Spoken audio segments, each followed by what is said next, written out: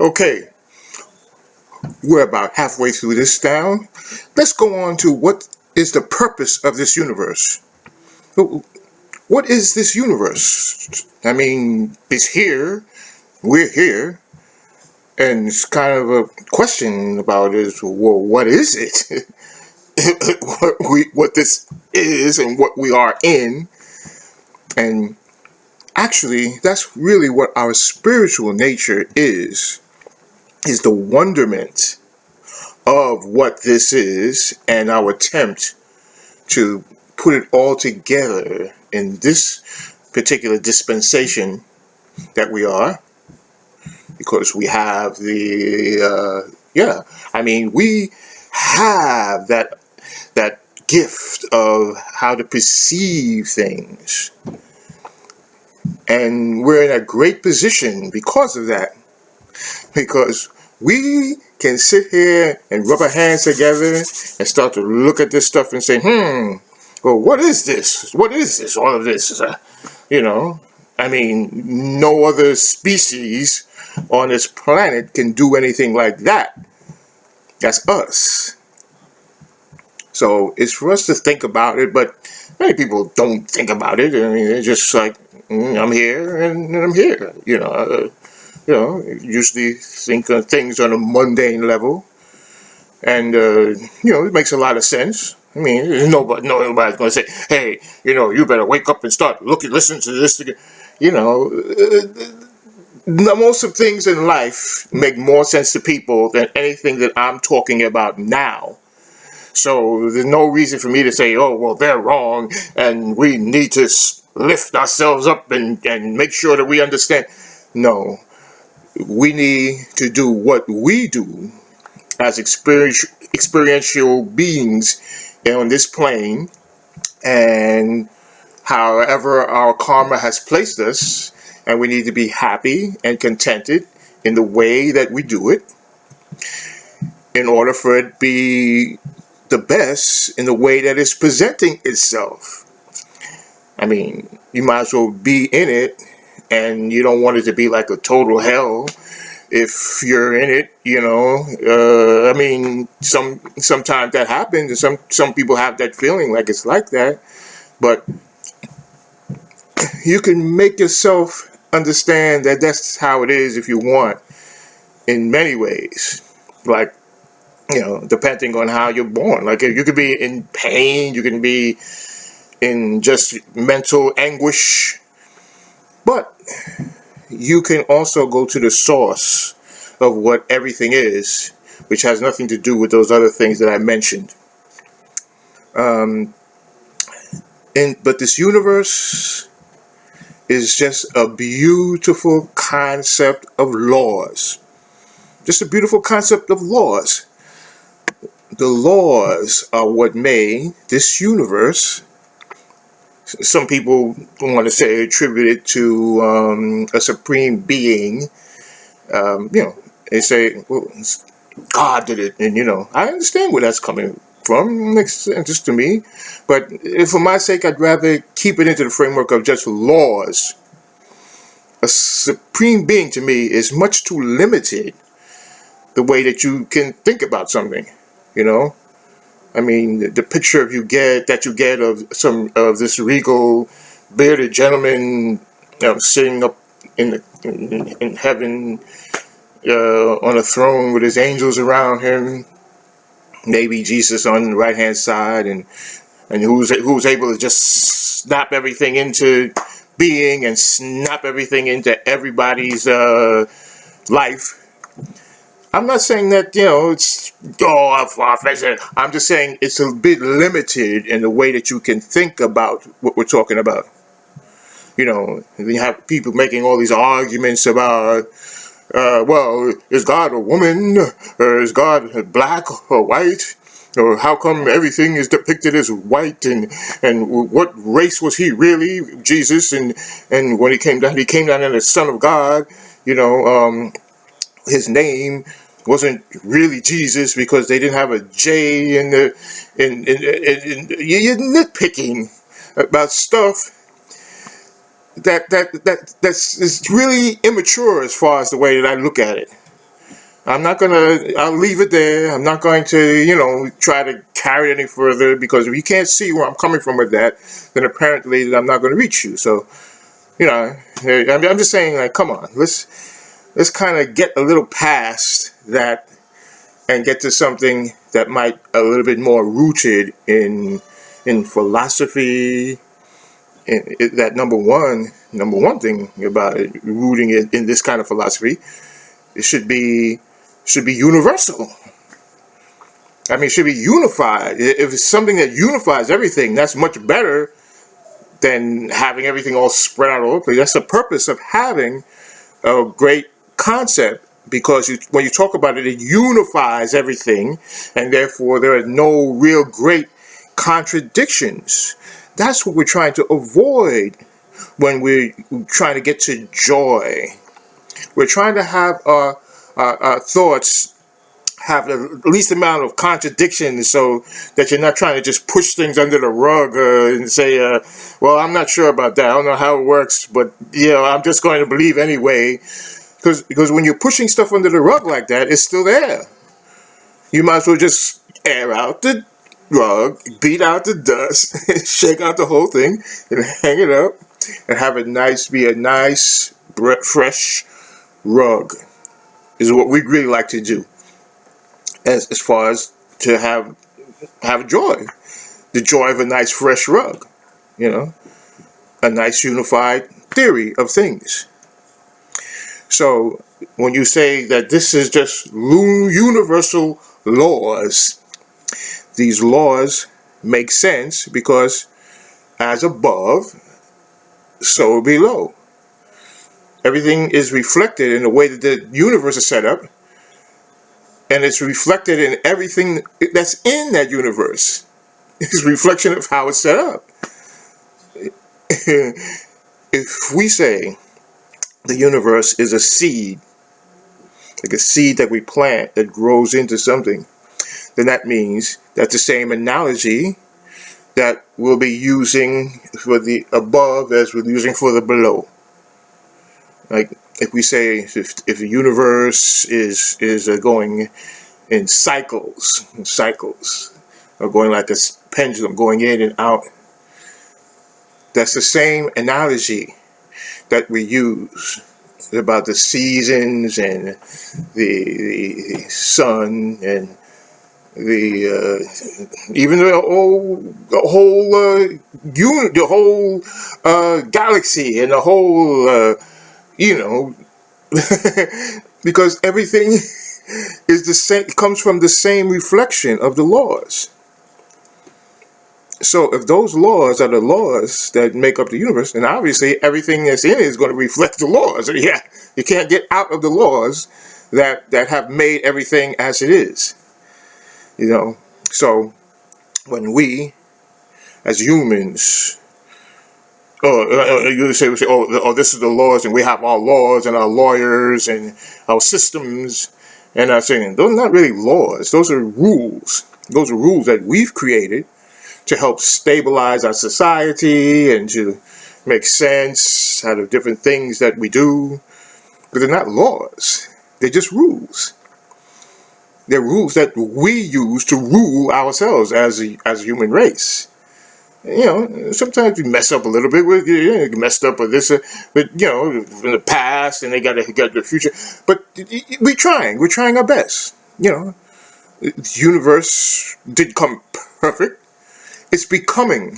It's becoming. It's ever becoming. That's what the universe is, ever becoming. It came out of a little dot that's saying, I am ready now to start some manifestation.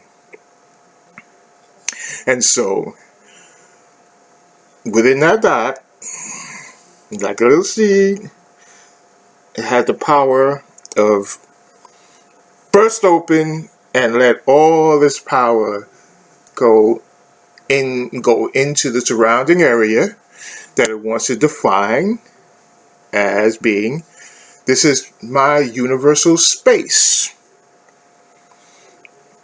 And it doesn't have any problem finding space. There's no limit of space, as we talked about before. So proper finding space. Just like, well, this is how much space I'm going to use out of space in my expanse, and you know the the original area that I decide, that I'm going to use this.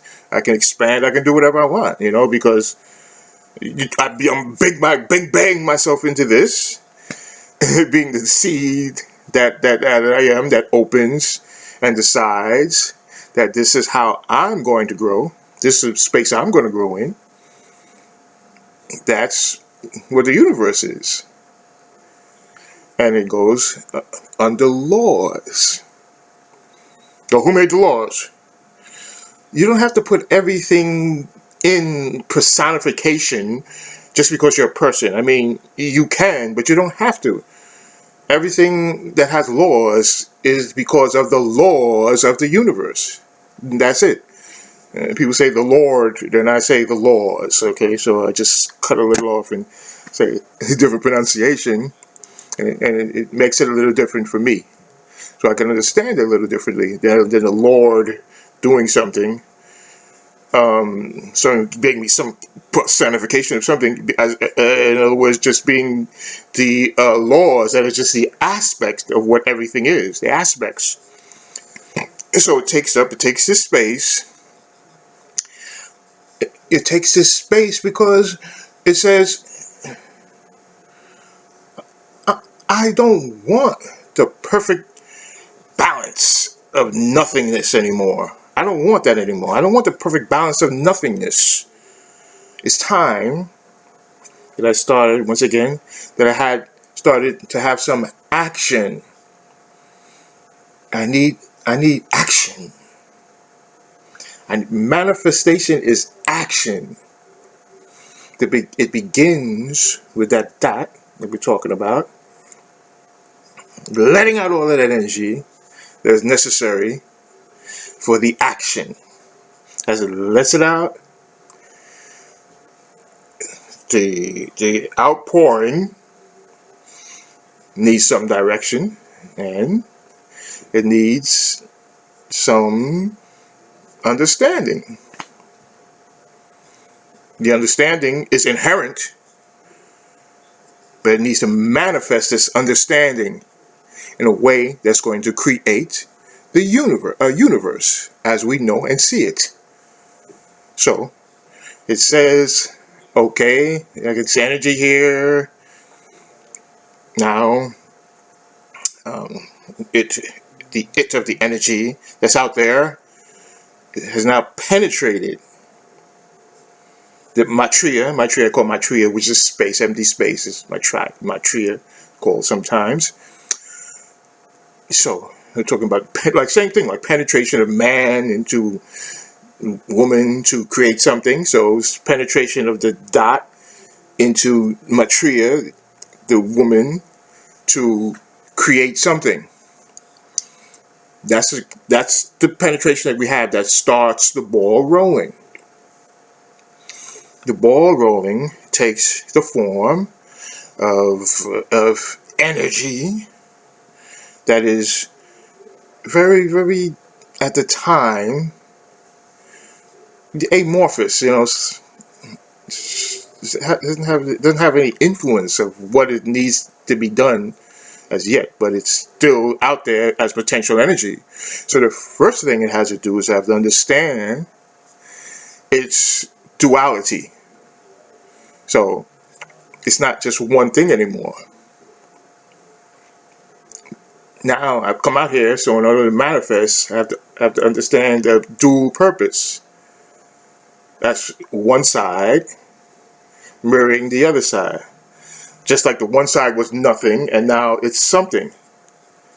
Because that's what reality is. One side mirroring another side. So we say, let there be light. Before the light, it was total just balance. It wasn't concept of light or anything. Just total balance, bliss, whatever you want to call it. So light now means that you have light as compared to darkness. You've created duality. Now, you start that ball rolling about duality. Everything has duality. Chaos, you have chaos. You can't have chaos if you do not have balance to know what chaos is or what is. So now that you have this universe, bring itself into being, the chaos is the reflection of the balance that was. See, it's already starting up with some duality. So you have two sides now, two sides, see? It's called duality. So now you need something to just shake this whole thing up. Because if you want to have different differentiations about what's going on, you need a force, a process that shakes the whole thing up. And shakes and breaks and bakes and stocks to make, equates, and a little poetry here you want to talk, but that's the next move. We need that force that's shaking everything up, causing those vibrations that start to move through everything and start to shake up everything and make things now take on different forms. You have forms now. These forms, it's pretty much of an illusion, you could say, but it's not really an illusion. It's illusion, but that's just a word. We're talking about different forms that now are able to manifest because of the shaking and baking and quaking and whatever. If you had a light, and you put it into the middle of a waterproof light, you put it in the middle of a dark sea, and then you turned on the light, and there was nothing there in that dark sea except for the light that you now put in it. You would want to have more than that light in order for you to start seeing things happen. So you would now shake the vessel or whatever that water is in, whatever that dark water is in, you shake it up, and you start to get the movement, the different vibrations of the waves that's going through it now. And now you start seeing images. You start seeing patterns and things happening because of the movement. So it's that movement that's making all of this happen. So when we talk about the vibrations and quantum physics and everything is vibrations, right? Because without the vibrations, you wouldn't have the movement and to make things actually become.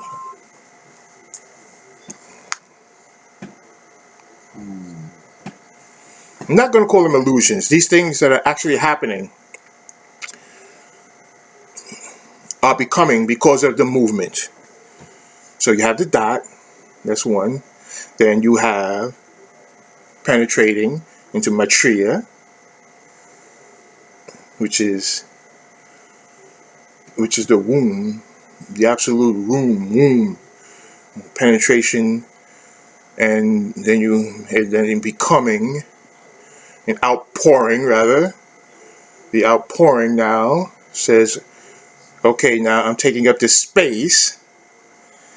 And then it says, now that I've taken up this space, I have to understand and realize duality, which is everything has this opposite. And now that I've done that, and I've had that happening, Let me get some movement in here.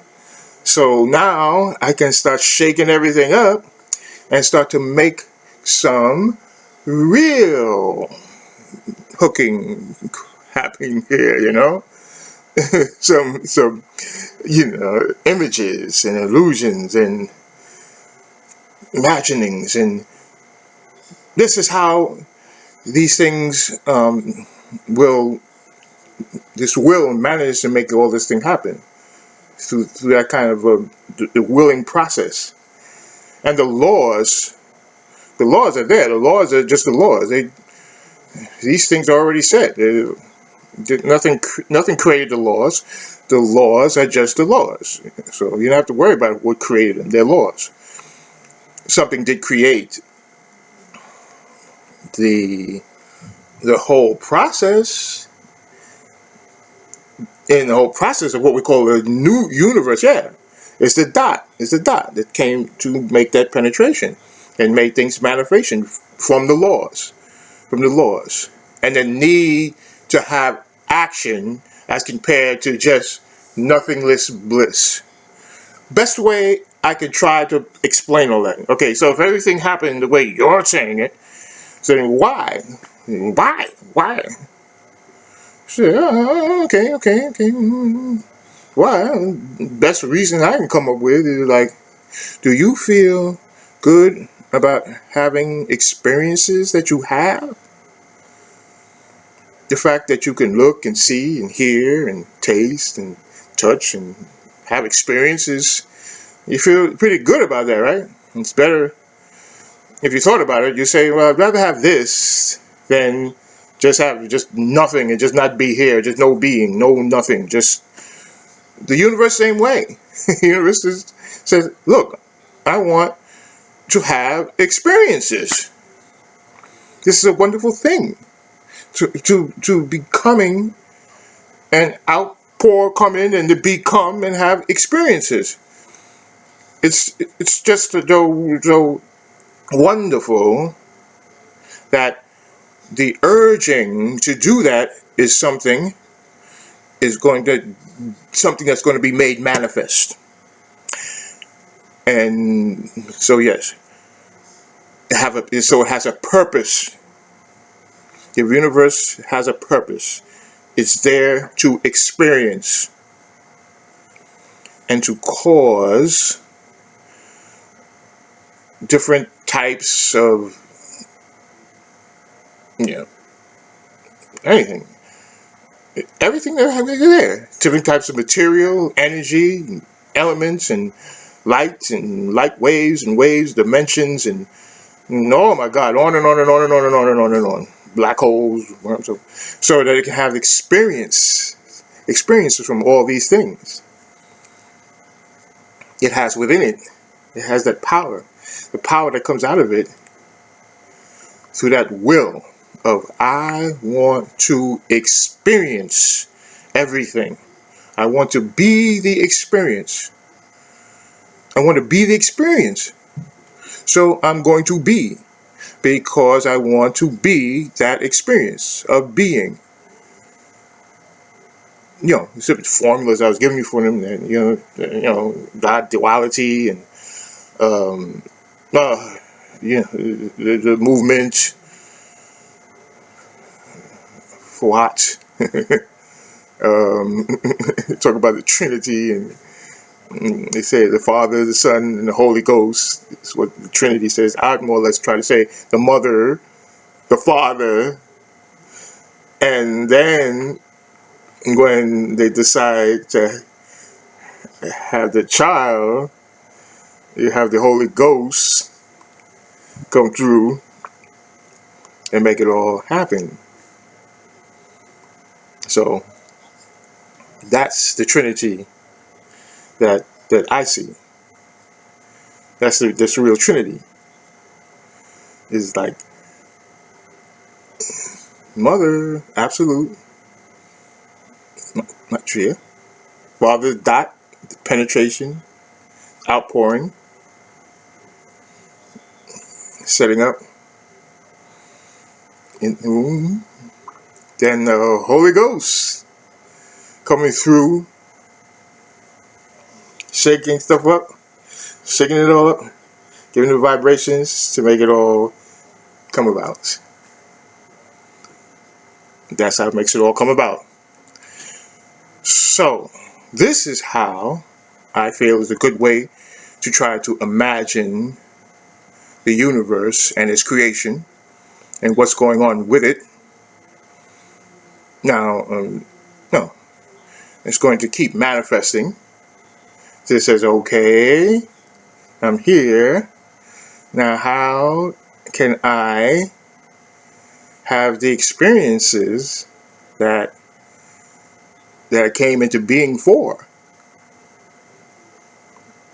If you have no senses, everything could be around you, but what would you know? You have no senses. You have no eye, no ears, no nose, no no touching, no whatever. So so it would all be here, but what's that? It's here, but if there's nothing to know that something is here, then is it here or is it not here? Because nothing even knows that it's here. And so it has to be a creation in that process that makes things know that it's here. You see? That's us. That's us. We're the ones that are making things know that it's here. Isn't that a beautiful position to be in? This is the beginning of that. Us. The beginning of that. That's us. We've come to that point in manifestation as humans on the plane of the human plane within this reality and spirituality to be the tools of the amp. We're the tubes in the amp. We're the ones that are radiating what this whole thing is about, because we're the ones that are the objects of the experience. We're the experiential entities that are saying, this is why all of this is worthwhile. This is why all of this is here. This is the purpose of all of this. There would be no purpose if there was nothing to realize a purpose. And just the fact that we know and understand that there's a purpose, that means that there is a purpose. We know purpose, right? So that means that there is purpose, and that means that we are the purpose. And the purpose is being realized to our own extent right now on the human plane. We can see that person. We can understand that purpose. We can. We can participate in the whole purpose. We are enshrouded in that whole purpose. We are the ones that are having the most application out of the purpose. We're experiencing it, and we're processing it, and we're moving in our evolution on that spiritual plane, where it's a place where we can experience it even more and much more and much deeper, and participate it much more and much deeper, and get to levels that are so unimaginable that I fear talking about them. People think them, what? It's great. Like saying things like every atom has the potential of, in the evolutionary processes of to be God, to be a God. And so, what is this guy talking about? But in essence, when we talk about a monadic journey that we have from little spark, because the outpouring also created the sparks that we are. The sparks are all there. The sparks are waiting to just ignite themselves after everything is set up. So those monadic sparks that we are, and this time that we're having our experiences, they're all there. Everything's there. Everything's there. We got things kind of backwards when we start talking about evolution and kind of things like that. We've got it kind of backwards because we start saying, oh, you see, things started at this point, and then they evolved, and they went up into this, and they went up into that, and they went up into this, and now that's why we're up here. We don't know where it came. It started from a little fish, and then we came into this. And no, not exactly. The laws were already here. Boom. The stage was already set. Boom. Then the acting came after all of that. So it wasn't as though the evolution just started from nothing. The evolution started from involution first. You could not have the evolution without the involution, which that involution was what I was talking about when I said that penetration into manifestation. That's the involution. And the setting up of the stage. And then the setting up of the stage, after all of that is done, then the sparks become ignited. Then, and only then, do you have evolution. Because the laws are already set up. You don't create laws as you go along in your evolutionary processes. That's all set up already. You're just playing out the setup of those laws. That's what you're doing. So, we kind of have it turned on its head. But I'm here right now with this conversation, try to help straighten that out. If anybody wants to take note of what I'm saying, yes. The involution first, then the evolution after that. So, everything is cyclic. Everything's like a pendulum. Goes this way, goes that way, goes this way, goes back that way. Constantly. Cyclic. Cycles. Everything is a reflection of the universe. Everything is reflection as above and below. The same laws. So you can't get out of the laws because you are that law. So you can't get out of something that you're that thing. You see, it's the laws, and you're that law. So you can call yourself a person if you want, but you're really that law. So there's nothing you can be except that law. The law that made you, the law that is you. So yeah, there's been all kinds of symbols throughout our different stages in our development.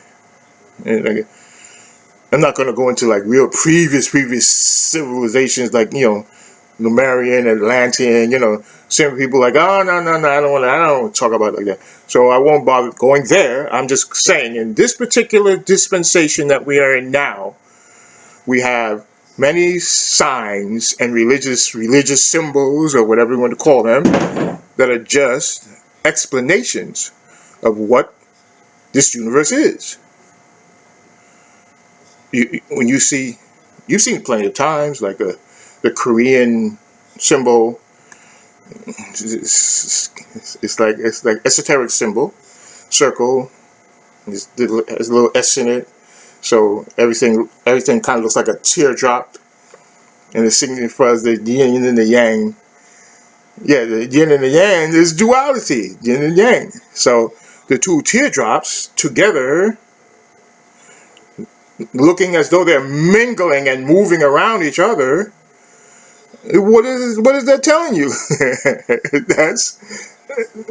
That's duality and the movement. You know what I'm saying? That's the universe. That's the universe in front of your eyes. The symbol of the universe. You take Star of David. Oh, this is Star of David. The Jewish symbol. The So where did that come from? Well, that's a Jewish symbol, a Hebrew symbol that came.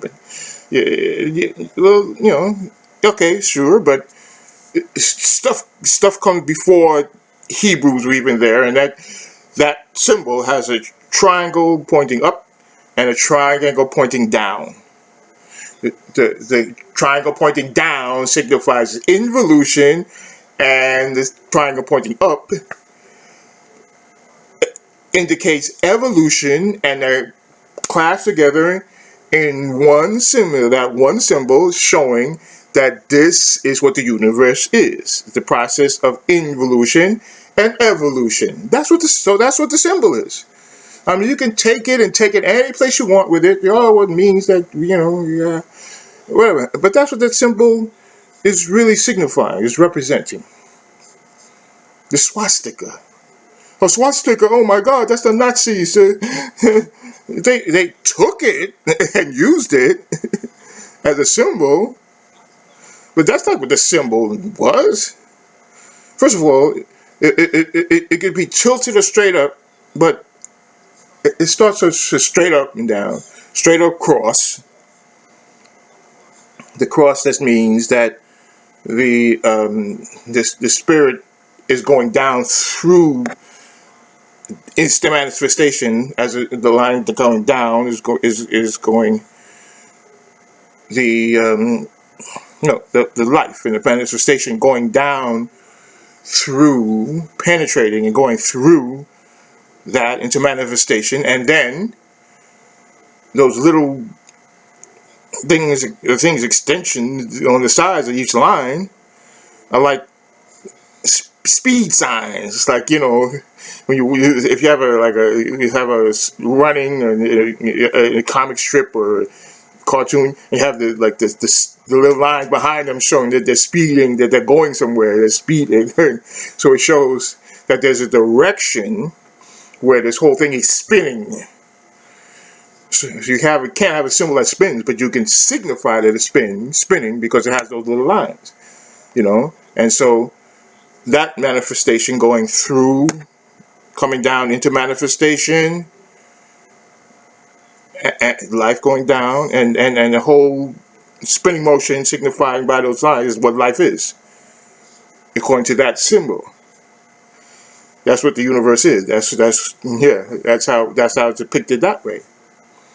That's how it's working. So all these different signs and things are symbols. They're symbols of the universe, and trying to let us understand that this is how you can view this by just looking at the symbol. I was talking about the pyramids before. Pyramids is a symbol of is our best symbol, because it's a symbol of human, of people on a human plane, and how we are in this human plane. Like I said, with the I'm sorry, the four sides on the bottom, which is the square, keep us rooted on the ground in manifestation. They keep us rooted there. Four sides. It's a square on the ground, and then the three sides that are pointing up towards the spirituality where we're headed. Those three sides point up, right? And there are three sides because those are the three. I'll say the three bodies that are the spiritual side of what we are. So the symbolism of those pyramids, because not only does that just humans, it really applies to everything. Everything in manifestation also has those same attributes of what's rooted here and this manifestation, and what's pointing up further into spiritual manifestation. So I won't go further into it right now, except that we can see definitely now how the pyramids are reflecting the human process, the human personage, the human perception of what things are. I explained it in a previous chapter about the 7 bodies, and those 7 bodies are perfectly and definitely reflected in the pyramids. It's right there, so you can see it, grounded and spiritual. So, yeah, so everything is there for us to know and understand. I'm not creating any knowledge. I'm not creating any knowledge. The only thing we're doing is uncovering knowledge that's already here. Everything was put here, boom, in the first place. And the laws, before anything was even anything. So the laws were the laws. So we're not discovering anything. What we're doing, we're uncovering stuff as we go along. And it's a beautiful process of uncovering that we have, because it's going to go on and on and on eternally. As long as we're in this universe, and then we decide to not be in it anymore and get out and create another one, whatever, we're not going to be able to use any different laws than the laws that are of a universe. So that's the beauty of understanding the purpose of the universe. It's for us to have these wonderful experiences that we can really understand right now, because we're understand, and then we can use our imagination, what we have, what's there in store for us, what's going to be more magnificent that's in store for us as we gain and gain and gain more of this evolutionary understanding and intuitional, groundbreaking, just institutional, just grounding and acceptance and intelligence as we go on and start to gain these things. How can we not have that joy, have joy about that? How can we not know that being in God's hands that we are, there's nothing in store for us except more and more joy. The other mundane stuff, yeah, it's got to be there in duality. There's chaos and there's balance, so nothing is just perfect balance. It wouldn't make sense, there'd be nothing to offset it, so it wouldn't exist.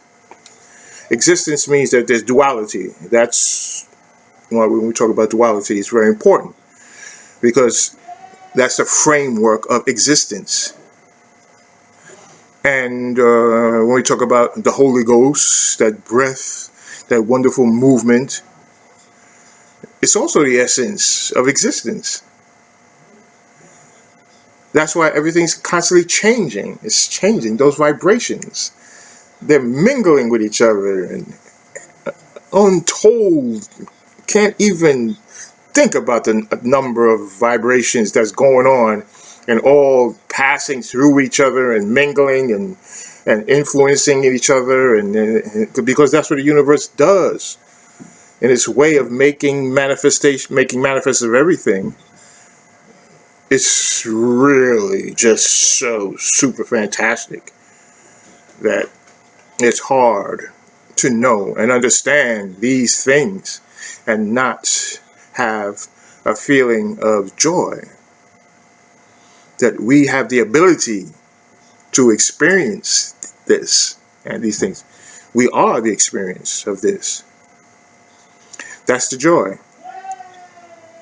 See, God's joy that God had in manifesting it is the same joy that we have in experiencing it.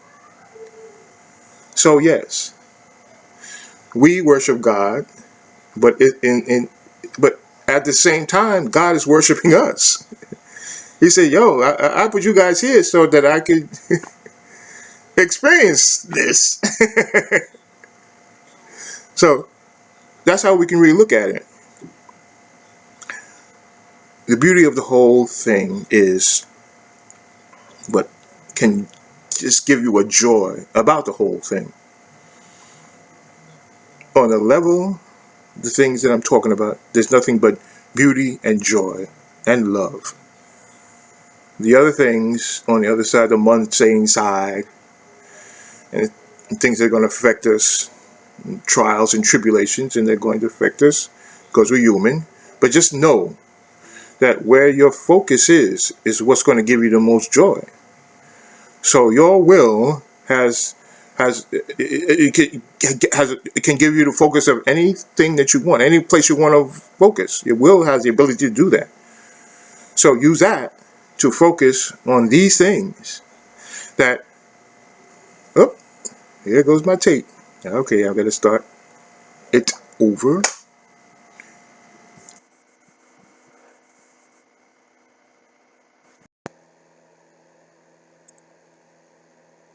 Yeah, so that will that we're talking about is going to keep you into those higher realms of thought, and like keep you out of the lower realms.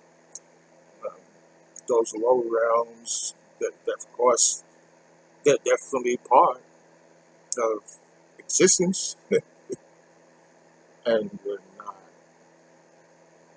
totally like to be ignored. Can't be. There's not many of us that's going to like climb up into a mountain, put on a loincloth, and eat one handful of rice a day, just meditate, the rest of the time that they're here, because there's just too much other stuff to do. So yes, there's stuff to do, but at the same time, all that other stuff we have to understand the perspective of the other stuff, which is number one. It's not that serious.